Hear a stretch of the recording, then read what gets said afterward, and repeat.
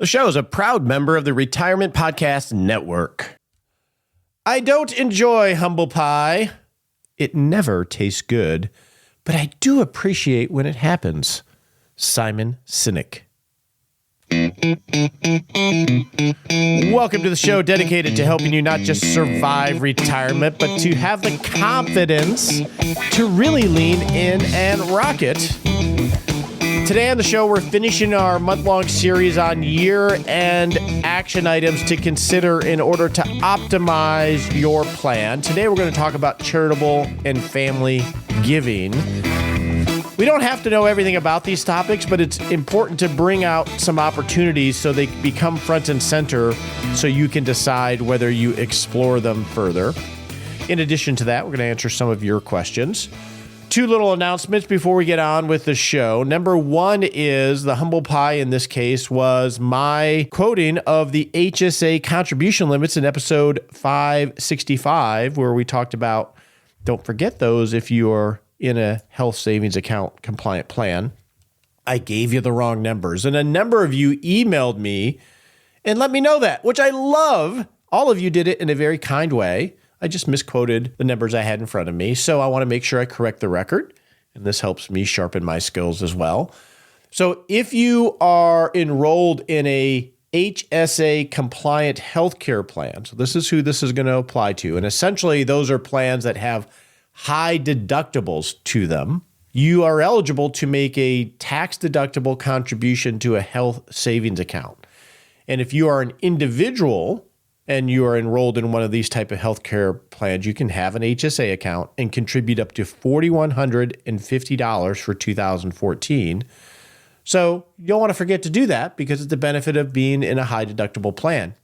If you are in a family plan, that limit is $8,300. And then lastly, if you are over age 55, you get a catch up. So not like an IRA where it's 50, this is age 55. If you are over age 55, you can contribute an extra $1,000. So that will be in the important numbers worksheet, which we've been sharing all month in our 6-Shot Saturday email. It's one of those critical documents. I'm like excited for 25 important numbers to come out because it has such great data in it. So that's number one. Number two is in January, we are doing a live case study with a listener where we talk to the listener on the show and talk through the first three pillars of building a retirement plan, what your vision is. Is it feasible? What resources do you have? How do we make it resilient? This year, 25, we're going to talk with somebody who is single with no children. And we're going to explore all the opportunities and risks that come along with retiring single with no children. So if that is you, and you would like to raise your hand to be a volunteer, we will have a link in 6-Shot Saturday to a short form, and then we'll follow up with all the people that raise their hand, and we'll pick someone as the candidate to be this year's case study. So we'll have that in 6-Shot Saturday email. Getting the links to all the resources we talk about, the only way you're going to do that is if you are on our 6-Shot Saturday email. So if you are not, it's a weekly email. You can sign up for that at 6shotsaturday.com or at rogerwhitney.com. I was getting out of breath there. Lastly, for December, got a really big month. We're going to have Christine Benz on about our new book, How to Retire. We're going to have Michael Easter on talking about gear, not stuff. We're going to have Daniel Crosby on. And we're going to have Tanya Nichols from Align Financial on. I'm really excited. It's going to be a fun month. In addition to that, we're going to really plow into answering a lot of your questions. With that said, let's get on to today's topic of charitable and family giving.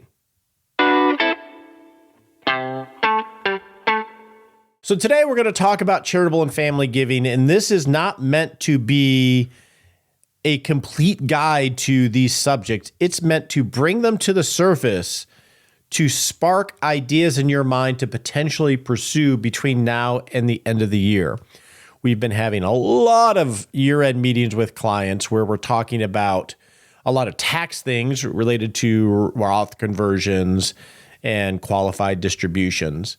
And we've had more than one instance by going through the discussion on charitable giving. We found opportunities to materially impact the tax implications of a Roth conversion, let's say, or qualified distribution by coupling it with charitable giving. And we're also going to talk about family giving. So the point of this exercise, the intent, is to bring some of these topics for you to explore to make sure you don't miss an opportunity to execute on a charitable or family giving intent, as well as manage taxes. Because it's easy to miss these things because we're so busy. And how do you remember all this stuff? I don't know. So let's talk about charitable giving. Number one is it's important to understand when you're giving from a charitable perspective to a qualified charity that there's no real impact from a tax perspective unless you itemize your tax return, meaning that you have items to itemize over and above the standard deduction for, in this case, 2024. And for 2024, if you are single, your standard deduction is $14,600 that you automatically get to deduct from your tax return. If you are married, it's $29,200. So unless you have deductions that you can itemize above those numbers, charitable giving isn't going to have an impact on your tax return. So why do we want to give to charities? I mean, obviously, the number one reason is to fulfill a charitable intent. The United States historically has been one of the most charitable societies in terms of giving to charities that do a lot of work in rescue, health, education, you name it. We work at helping each other, and charities are one way that we pool money in order to do that. Think of the Red Cross and helping the people in North Carolina and other areas of disaster, just as one example. So that's the main intent in giving from a charitable standpoint that I see. Because the standard deduction is so high and the vast majority of people do not itemize on their tax return, the tax benefit of charitable giving gets a little bit more difficult to navigate. So one reason you might think about it between now and the end of the year is how can you batch your charitable giving into certain years in order to deduct, get into itemization from a tax perspective so you get the tax benefit. There's nothing wrong with getting a tax benefit for charitable giving. So that is one thing to think about, and we'll use an example or two as we talk about this. So what are ways of giving to a charity? Well, the normal way that we think of giving to a charity is we write a check. We just write a check for cash to a charity that we care about. We go online, they make it easier than ever before using online charitable giving or ACHs. That's the normal way that we would give to a charity. One way that we often forget, though, is let's say we want to give $30,000 to a charity. Rather than write a check, many of us forget that we can give appreciated stock in the amount that we want to give. Let's say we bought a NVIDIA and we bought it for $1,000 and now it's worth $30,000. That stock has done really well. Rather than sell the NVIDIA, pay the capital gains, and write the $30,000 check, or take $30,000 from your savings and give it to the charity. One thing that you can do that we forget is you can give $30,000 worth of the NVIDIA stock to the charity. And what happens is you avoid the capital gains on that highly appreciated stock in this example. So rather than get cash, you can avoid the capital gains on an investment that you've had that's done extremely well and give that to the charity. The charity will sell that. They don't have a tax consequence. It's a win-win. That is preferable in many cases than giving cash. Let's say you have the $30,000 laying around. One thing you could do is give $30,000 of the stock, then take your $30,000, rebuy the stock, and reset your cost basis higher. It's one of those things we just don't think about a lot of times. Another direct gift that you can do if you're over 70 and a half is what's called a qualified charitable distribution from an IRA. So once you're over 70 and a half, you're able to do what's called a QCD. In 2024, you can do a distribution from your IRA, have it go directly to a qualified charity. You can't take the money and give it to a charity. It has to go directly to the charity of up to $105,000, and that will help satisfy your required minimum distributions. Now, many of us have required minimum distributions from our pre-tax accounts at age 73 or 75. So why would we do it at 70 and a half if we don't have RMDs yet? Well, the reason you might consider doing that is that you already have the charitable intent. Let's check that box. There are a lot of people that have too much money in their pre-tax accounts, and the required minimum distributions when they turn on are going to move them up the tax brackets because of the amount of those distributions. So this is a way to help mitigate that by getting money out of your IRA or pre-tax account, fulfilling your charitable intent, and lowering your required minimum distributions later. So just something to think about. And you can do these anytime during the year. Now, what if you want to give money to a charity, or maybe you're doing a huge Roth conversion this year, or you just have a very big tax year, and you want to give money to a charity, but generally you only give, let's say, $25,000 a year to a charity. Now, I say only, that's a lot of money, but if you give $25,000 a year to charity, that's what's in your family budget, and you're in a big tax year either because of Roth conversion or something else from an income standpoint, well, the $25,000 charitable contribution isn't going to get you above the standard deduction if you're married in order to itemize. So you're not going to get a tax benefit unless you have a lot of other deductions.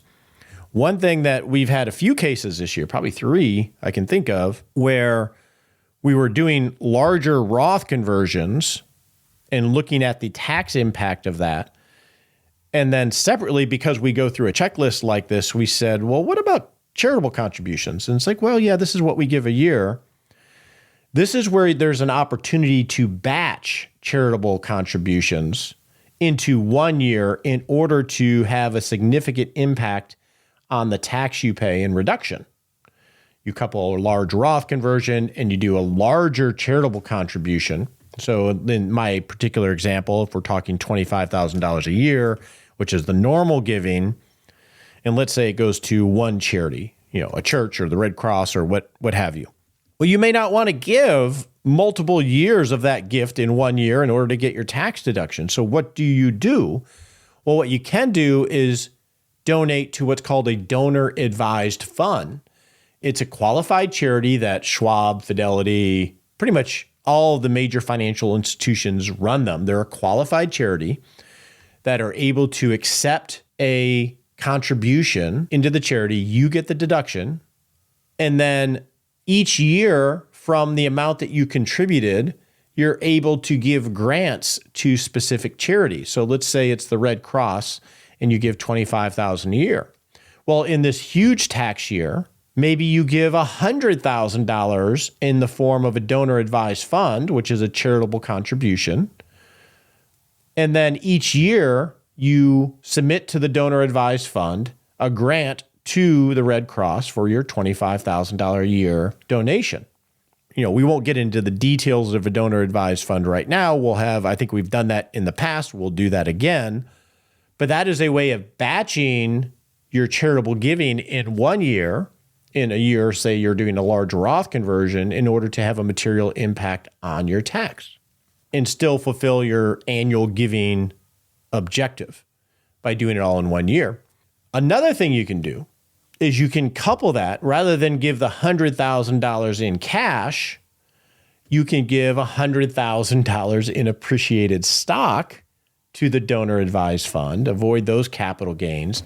Now, the deductibility of giving cash versus an appreciated stock are different. My intent here is not to go into all the details on that. My intent is to bring this to your attention. So if you are maybe in a really high tax income year, or you're looking at doing big Roth conversions or qualified distributions, that you take a look at batching your charitable giving. You take a look at giving highly appreciated stock, or you take a look at a donor advised fund and work with your tax advisor through the details of that. The exercise here is to just don't forget about it. All right, let's talk about family giving.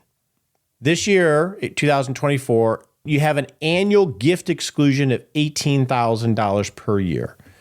And what that means is you can give $18,000, up to $18,000 a year to anybody you want. You could send me a check.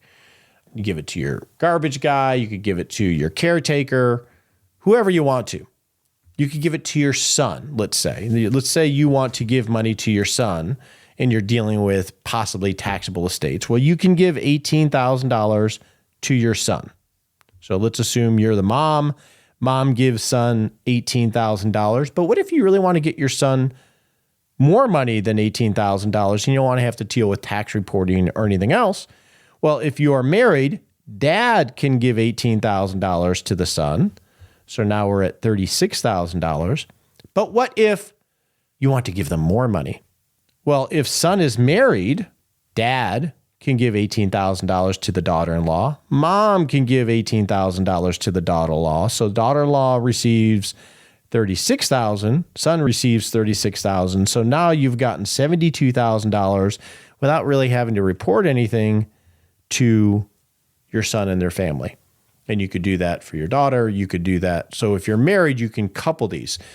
So those type of gifts are just annual exclusions.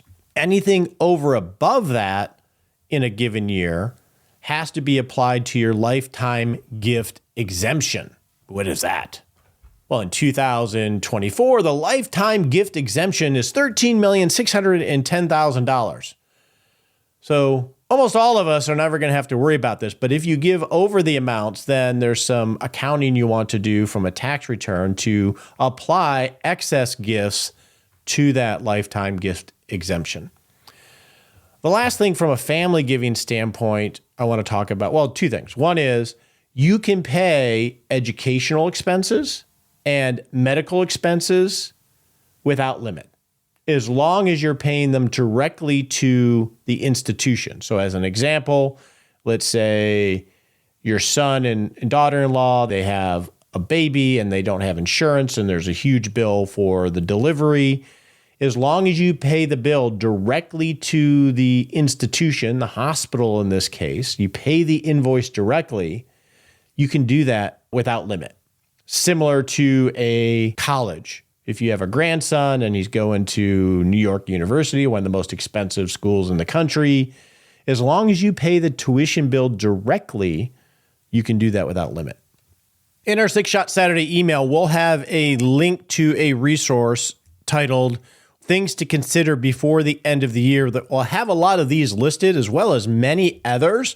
So you can just quickly go through that checklist and bring them top of mind to identify things you might want to explore before the end of the year. With that said, let's get on to your questions. I had a discussion with a member of the club yesterday. It was basically a question, and it was related to using the tool, but it explored an issue that I thought some of you might have that I wanted to talk about and answer here publicly. I'll not share the specific details of this person. But the situation was that they are single, no children. They live in a state with no income tax whatsoever. They are relatively constrained from a feasibility standpoint. They have some assets, but they're definitely not overfunded, and they have a relatively healthy pension. And they want to move from the state that they're in. It's a pretty cold state, and they want to move to reestablish themselves in a community for retirement. And the world's their oyster because they're single and pretty independent from a family perspective. And they were considering two different states. Both states had state tax. So when analyzing the feasibility of their plan was feasible in the state that they were in. And then this person tested two separate states that had these state tax, but one, when they tested only changing the what-if scenario of moving to state A, the feasibility of the plan went down significantly. But when they tested moving to state B, the feasibility of the plan was impacted, but not as significantly. It was still feasible. And they couldn't quite understand why, because the state tax rate of the two plans were relatively similar. And so we were trying to figure this out, and sometimes it's just easy to hop on a call to understand what's going on. So we did that. And for this particular person, state A had an income tax between 5 and 10%, we'll say. So that was on income, but they didn't have tax on Social Security, but they taxed pension income. And that was the key to the significant decrease to the feasibility of their plan if they moved to state A, because a lot of their retirement was going to be funded by this pension coupled with Social Security. This particular tax pensions. State B, that had a little bit of impact to the feasibility of their plan, but it was still feasible, also had an income tax, also taxed pensions, but had a provision that up to, I forget what it was, $24,000 a year or whatever, of a pension is not taxed. They got a deduction, so about $24,000 of their pension ended up not being taxed, and they did not tax Social Security.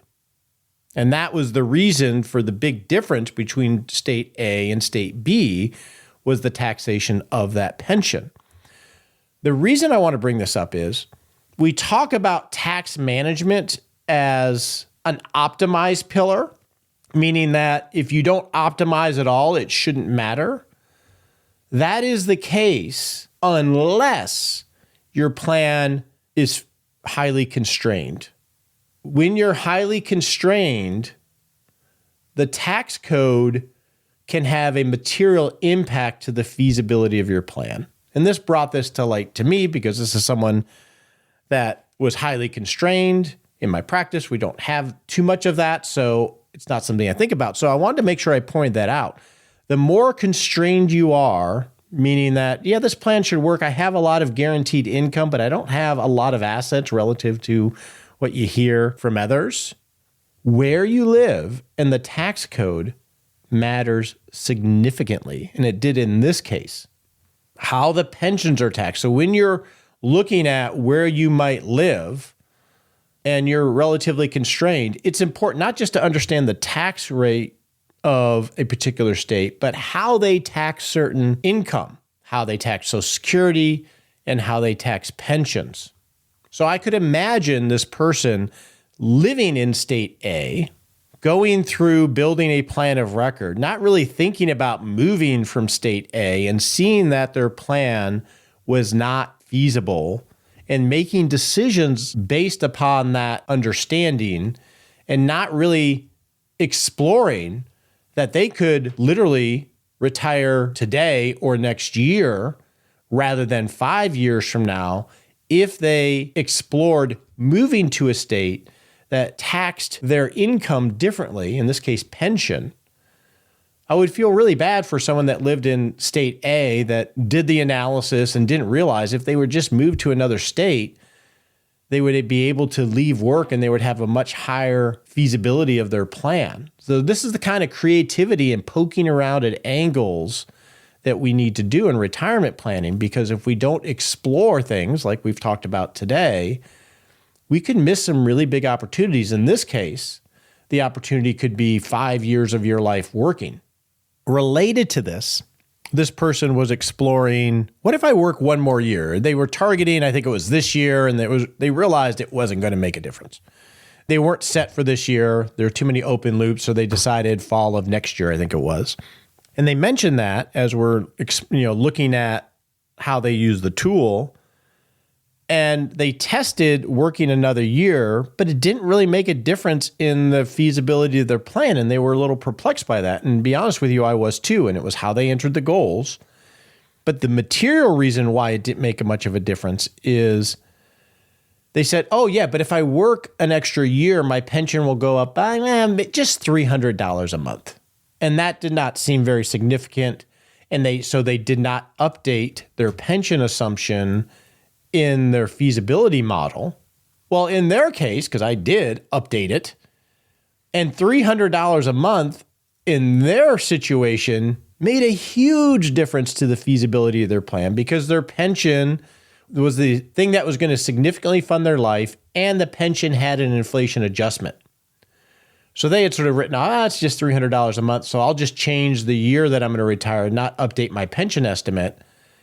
And it didn't look so great, but by changing the pension estimate, for certain people, this can make a big difference. And it did in this case. So we want to think outside the boxes and want to have a systematic way of doing this, because little things that we sort of write off could make all the difference in rocking retirement. All right, so let's go to some of your questions that were submitted. One question I had related to, for the upside portfolio, do I have to build a whole asset allocation for that? And this actually came from the club, and Christine Benz and I talk about this next week in our discussion. So to refresh your memory, we're building a bucket or a pie cake approach. You're going to allocate your assets into initially 3 piles. Number 1 is your contingency fund, which is your financial airbag, that emergency fund to help you manage against unexpected expenses, bad assumptions on what you thought you would spend or the income you would have. That's bucket number 1. You want return of your money because it's cash. The second layer of the pie cake is you want to pre-fund your spending for a default of 5 years. So if you know you're going to need $50,000 from your money in order to supplement your life because you don't have the income for it, you're going to have $250,000 invested in something that's going to return your money when you need it. $50,000 maturing each year, like a bond ladder. And that's going to pre-fund your spending. And that 5 years can be higher or lower depending on how feasible your plan is. The next layer is what we call upside. So this is money that has a 5 or more year time horizon. And it's where we start focusing on, I want return on my money. I want to grow my money because I want to battle inflation and I want to have more money to manage spending shocks that might come into the future. So the question is, do I have to build out a whole asset allocation for that? In our practice, we do. It's usually 4 or 5 ETFs or index-based or passively based vehicles that are tax efficient and low cost. But the true answer is you don't necessarily have to. There are asset allocation portfolios in the form of open-end mutual funds or exchange-traded funds where you can buy an instant allocation targeted for different spectrums of the risk horizon. There could be aggressive growth that are 90% stocks. There are moderate growth ETFs that buy different ETFs underneath them and give you a one solution fund. And the nice thing about those, the positive about those, are that they automatically rebalance, they reinvest in it.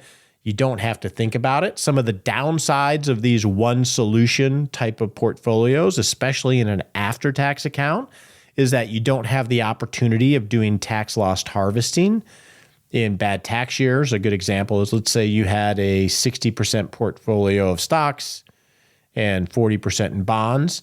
Your bond portfolio portion probably is down. You may be at a loss on paper in that bond portfolio. And if you're in an after-tax account, you can do tax loss harvesting to use that tax loss. Where if you have this one solution upside portfolio, it doesn't break it out by the individual asset classes, but they definitely are there. And I think they're a very simple way to do it. Our next question is an audio question related to rebalancing. Hi, Roger. My name is Darren. I love your podcast. I've been a listener for several years now. I have a question about the process of rebalancing your pie cake. I'm clear on the need to get a return on my money as well as a return of my money, compensating for the risk of sequence of returns and inflation risk. What I'm trying to understand now is what process should I use or what triggers should I consider to refill my layer 2 of the pie cake to continually fund the next 5 years of my life. And I think this is especially important during a down market. I don't want to automatically rebalance every year in a down market. Would love your thoughts on the rebalancing process for the pie cake. Thanks again. Have a great day.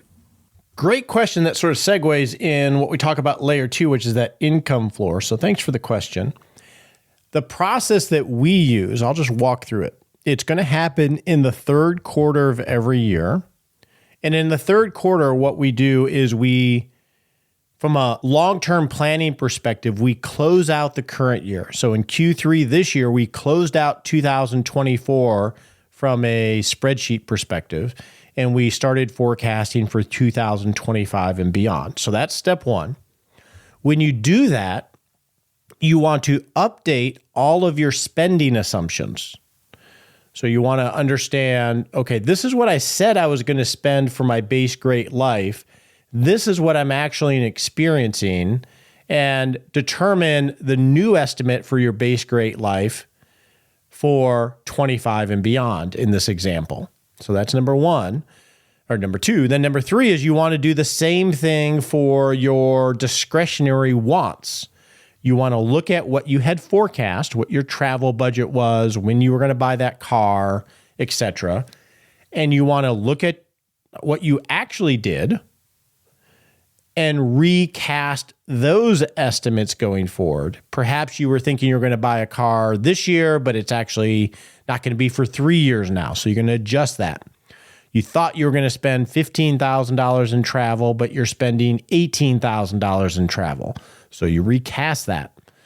You thought you were going to do a big trip every other year that was going to cost $30,000, but you realize that life is too busy, you got a new grandbaby or something else, so you move it out to the year that you think it's actually going to happen, because now you have more information than you did third quarter last year. You can also bring in new goals, whether it's in base great life or your wants. Maybe you had that new grandbaby and you want to start a 529, or you want a gift, or there's some other expenses. So you want to recast all your spending estimates, and this is where you're going to capture inflation as well, because you're going to experience your own inflation. Because if prices just keep going up, you're probably not going, well, if you're like us, you're not going to buy the same quality of meat. I want my filet, and lately I haven't got my filet because we're buying other meat, because we're managing our own inflation. What I have found with inflation is we model it as going up every single year, but generally what happens, it's more like a stair. It stays flat for a number of years and then we up it because we have to readjust. We do a lot of swapping in our personal lives, and I imagine you do too. So you want to recast all your spending estimates, and then you want to recast all of your financial assets. What are your income? What's the income that you expect over the next few years with Social Security, work, etc.? And then recast your financial assets. What are the current value of those relative to the last time you did it? And then you rerun the feasibility analysis. And all of this happens really quickly. It's a very organic thing if you get into a rhythm with it. That's why we do guided agile in the club, is because it's a call. Let's just go do these things. It doesn't have to take a lot of time, even though I'm explaining it like it might. When you've seen the feasibility of your plan, you're also going to see how much liquidity you have relative to the new spending estimates that you have just updated.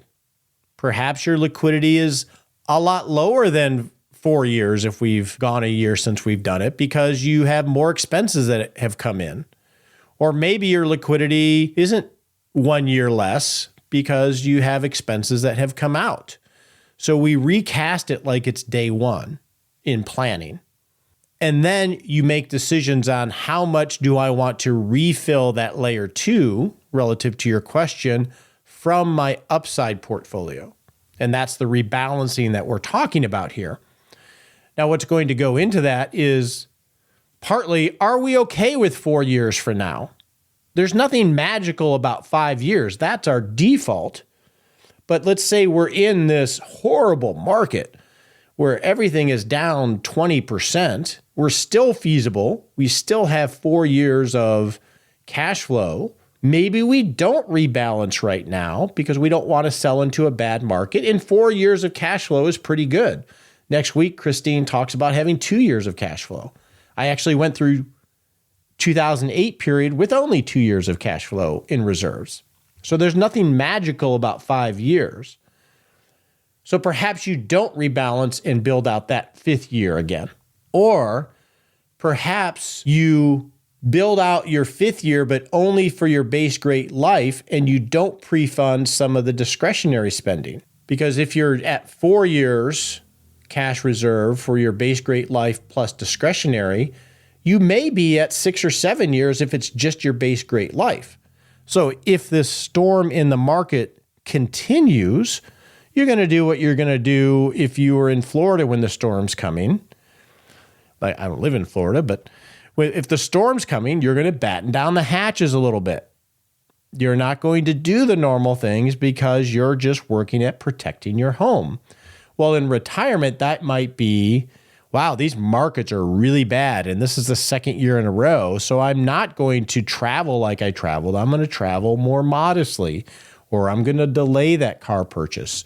So I think you want to think about it in this way, and then just make a judgment call of how much from your upside portfolio do you want to harvest to rebuild this liquidity bucket, this layer 2 that we're talking about.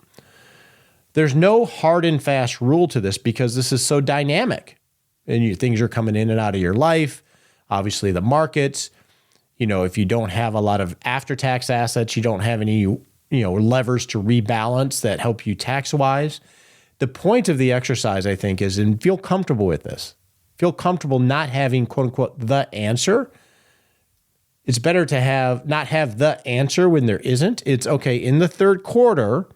So we're planning well ahead of the end of the year that you go through spending, updating all my assets, making sure I'm still feasible, and then making a judgment call or how much, or if not, do you refill or rebalance that layer 2 of the pie cake.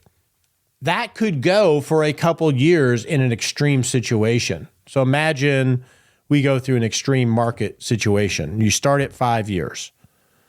Okay, we're a year in. Markets are horrible. All right, so we don't rebalance. We go through year 2. Markets are horrible. We don't rebalance, but maybe we start to moderate some of our spending, which makes our 3-year floor a little longer. Maybe that moves it back up to 4 year because we've negotiated away some of our discretionary spending to weather out the storm. This is the part of being agile. But I like to do that in the 3rd quarter, and we have a protocol that we go through in our practice and we go through in the club every 3rd quarter just to remind ourselves. With that said, let's get on to a smart sprint. On your marks, get set.